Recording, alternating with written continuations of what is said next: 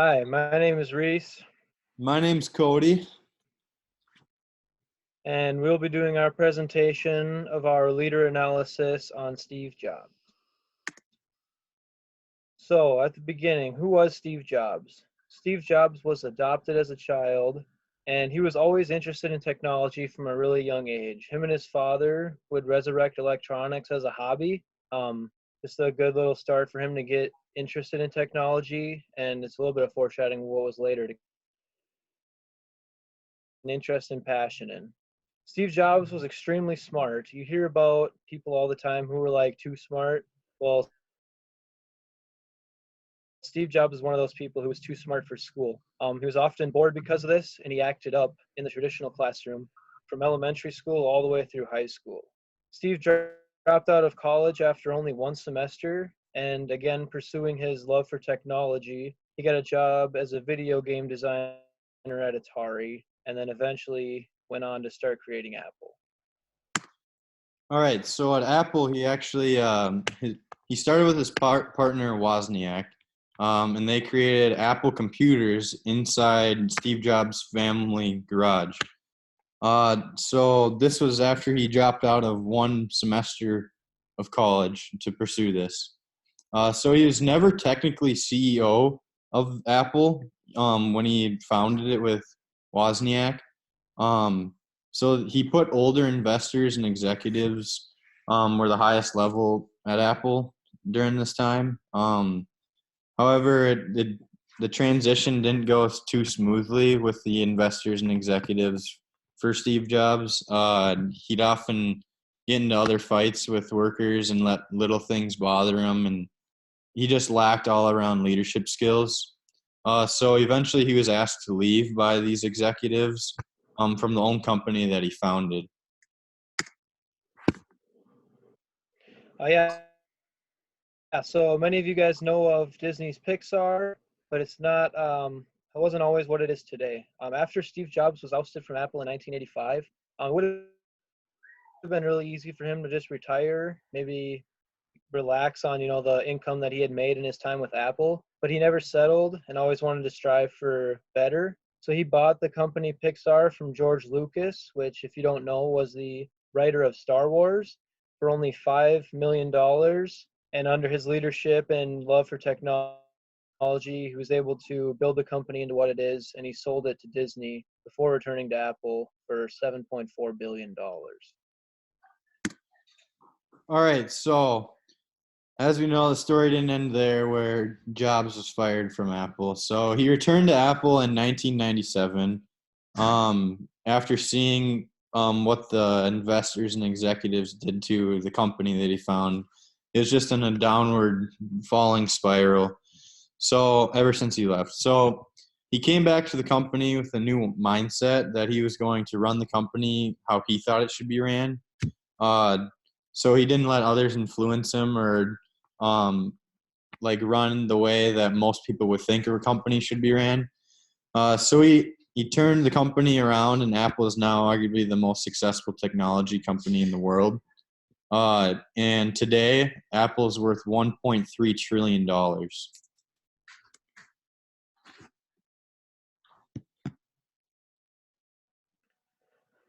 Yeah, so looking into Steve Jobs' leadership profile, there were a lot of difficulties working with Steve Jobs. You can't deny his success as a leader. Not everyone that's in a leadership position could take a garage company and turn it into a top 5 ranked Fortune 500 company. Steve Jobs' management style was not similar to many of the people that we've learned about this year in our book. Um, he was someone who told people how he truly felt, demanded perfection from his employees, and wasn't shy about criticizing anyone that worked for him. He came across as arrogant and kind of like a dictator. This can be off-putting to a lot of employees, particularly young employees who haven't had that kind of experience in the workplace. But what he did to solve that problem was he hired a lot of people who had similar mindsets to him, passionate about technology and wanting to make the best product. Jobs did have a lot of positive things going for him as a leader as well. It wasn't just negative. He wouldn't have been able to turn Apple into what it was without having some positive leadership traits. So especially in his second stint with Apple when he came back in 97, Jobs' strengths as a leader was that he had a clear vision. As we said before, he had a passion for the company and for technology itself. And he was also had a high level of expertise in programming and marketing. That, along with his work ethic, made him an easy person for his employees to respect and trust, despite the mentioned challenges of working for him. As I said, Jobs had a clear vision when he returned to Apple in 1997. At the time he came back, the company was near bankruptcy, and they were producing way too many variations of Mac computers. Jobs saw this as an issue because he thought there were too much time and resources are being put into too many products, that they were decent at everything but not great at anything. So what Jobs did is narrowed these down into just 4 different products of computers, one for an office and one as mobile. And that way there could be more time and resources put into these products and they'd become better products. Um, we saw this later, that this is what something that Apple did is got they did. They didn't make a ton of different phones. All they have iPhone, and all they have is MacBooks and iPads. They got really good at what they did, and they stopped trying to make too many things.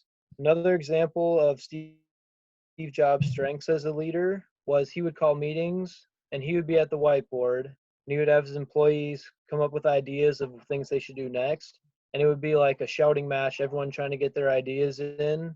Eventually, they would narrow the list down to 10, and then Jobs would slash the bottom 7 and say, we can only focus on 3. So this vision of trying not to do too many things at once and just being really good at what you're doing is a big reason of why Apple was able to become as successful as they are. All right, so now let's look at how effective his strategies were. So as we mentioned earlier, he was very hated in his first campaign at Apple during the early 80s. He had temper tantrums, would often cry after fights with executives. He just never had the confidence or charisma to do things he wanted to do them. So he came back to Apple with a different mindset, and he came back with extraordinary speaking skills, extremely high goals for the company, and just wanted to come in leading the way a business the way he wanted to do it. So he had to be very conscious and confident in who he truly was, and he had to surround himself with employees who weren't afraid to fail and understood this of him. So one of his best qualities as a leader was how honest he was.